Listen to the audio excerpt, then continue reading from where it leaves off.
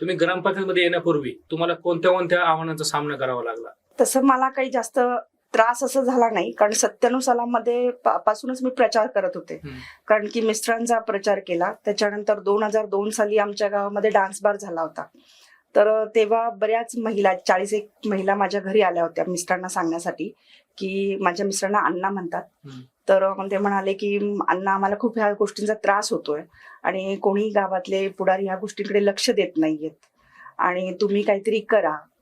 तर या सगळं सांगण्यासाठी ते घरी आल्या होत्या. मी चहा करता करता ते सगळं ऐकलं होतं.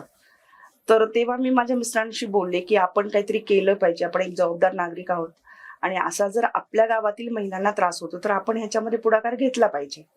आणि असं त्यांना सांगितल्यानंतर त्यांनी तो पुढाकार घेतला आणि आम्ही दोघांनी कॉर्नर सभा घेऊन प्रत्येकाच्या दारोदार जाऊन प्रत्येकाला समजून सांगितलं आणि 2,500-3 हजार महिलांना आम्ही रस्त्यावर उतरवलं आणि सगळ्या पोचपावत्या देत, कलेक्टर असतील किंवा पोलीस स्टेशन असतील, सगळीकडे आम्ही पोचपावत्या देत, सगळीकडे अर्ज वगैरे देऊन आम्ही रास्ता रोको केला आणि त्या ठिकाणी आम्ही महाराष्ट्रातला सगळ्यात पहिला डान्स बार आम्ही बंद केला.